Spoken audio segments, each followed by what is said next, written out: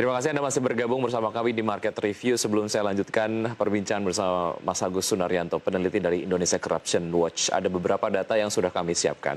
Di antaranya adalah mengenai jenis-jenis korupsi yang menjerat kepala daerah yang terjadi dari tahun 2004 hingga tahun 2018.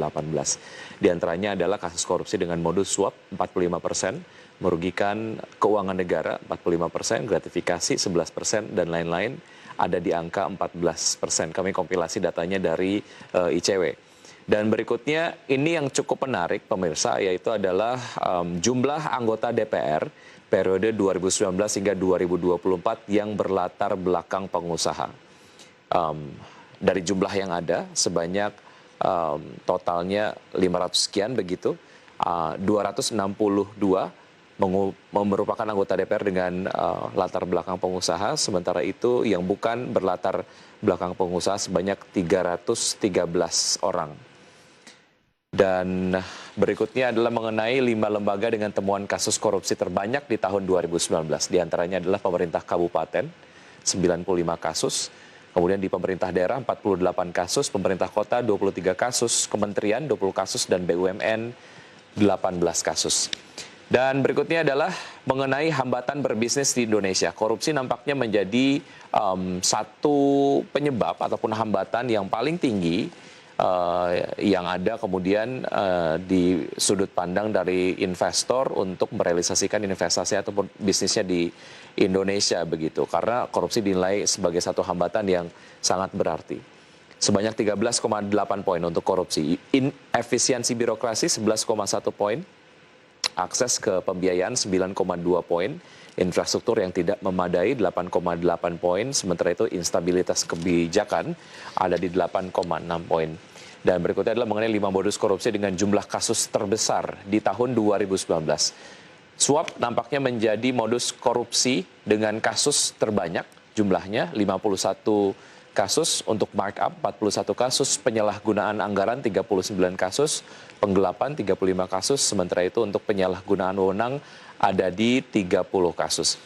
Saya akan lanjutkan perbincangan bersama Mas Agus. Mas Agus, saya ingin mintakan pendapat Anda mengenai apa yang tadi sudah ditayangkan ataupun mungkin disampaikan di grafis mengenai 45% dari anggota DPR periode 2019 hingga 2024 adalah berlatar belakang pengusaha.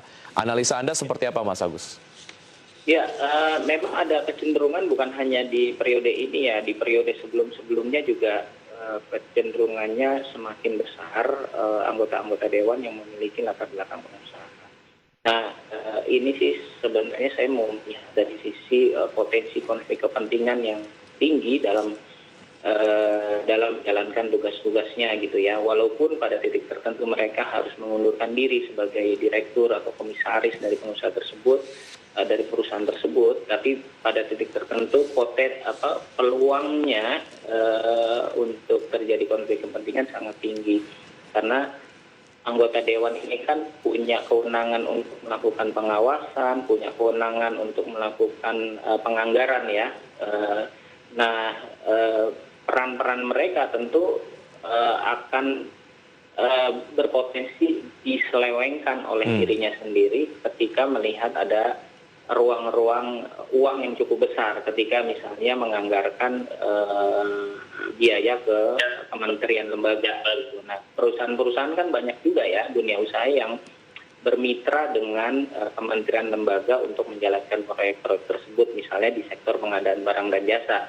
Nah, anggota dewan ini kan punya peluang yang besar sebagai dalam tanda kutip insider trading, memberikan informasi pertama misalnya kepada perusahaan-perusahaan yang mungkin saja dikelola oleh keluarganya, bahwa ini nih nanti akan ada proyek ini, kalian akan maju, kemudian bisa saja hubungi misalnya pembuat komitmennya atau hubungi KPA-nya. Nah, menurut saya ini yang sangat rentan. Oleh karena itu menurut saya pengawasan di sektor ini menjadi sangat penting gitu, karena sebenarnya ada aturan juga di pengadaan barang dan jasa itu untuk terhindar dari konflik kepentingan. Bahkan di Undang-Undang Tipikor sendiri itu juga diatur soal menghindari konflik kepentingan dalam pengadaan barang dan jasa. Baik, sudahkah mengenai kualifikasi dari anggota DPR sendiri yang kemudian sebelum terpilih lah kita kemudian melakukan kualifikasi dan juga screening dengan latar belakang pengusaha itu kemudian menjadi opsi kesekian lah jika memutuskan untuk akhirnya meloloskan lah dari calon-calon yang akan kemudian masuk ke kursi DPR. Sudahkah kita melakukan screening itu, Mas Agus?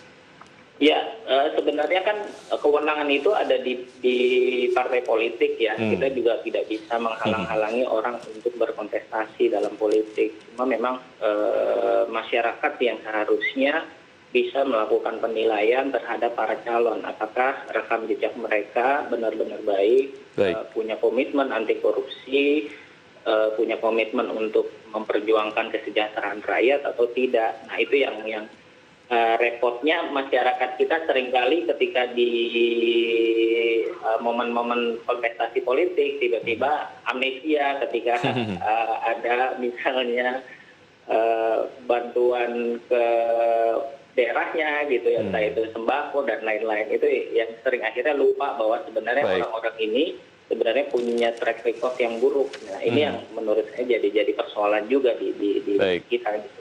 Mas Agus, terkait dengan betapa rapuhnya kemudian dunia usaha di Indonesia terhadap praktek-praktek korupsi, terkait dengan birokrasi yang lamban, ini menjadikan semacam trigger lah untuk teman-teman pengusaha melakukan praktek korupsi dengan modus penyuapan ataupun mungkin gratifikasi kepada pejabat negara. Karena terkait dengan perizinan usaha inginnya kemudian berjalan lancar, tapi karena birokrasinya sangat lamban dan juga berbelit, mau tidak mau mungkin mereka untuk melancarkan prosesnya mereka menyuap lah.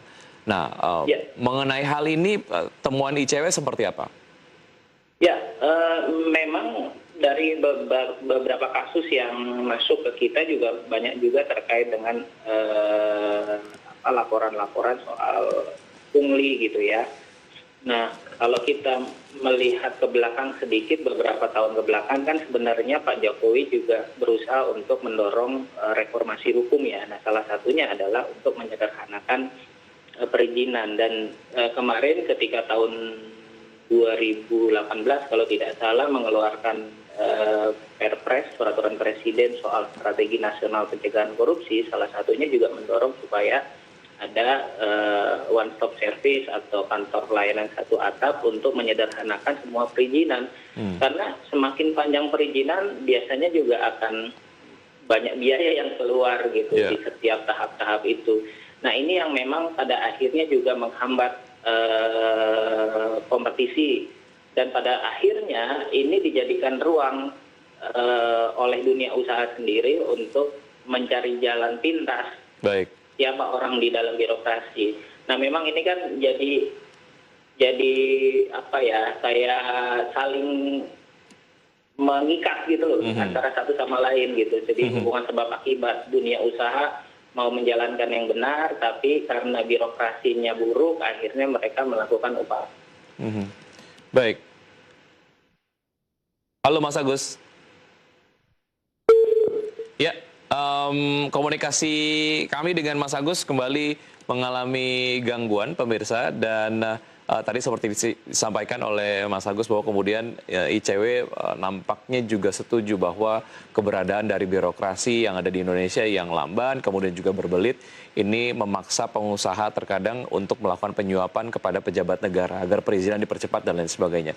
Kita akan coba menghubungi kembali Mas Agus usai jeda berikut ini, dan tetap di Market Review, kami akan segera kembali.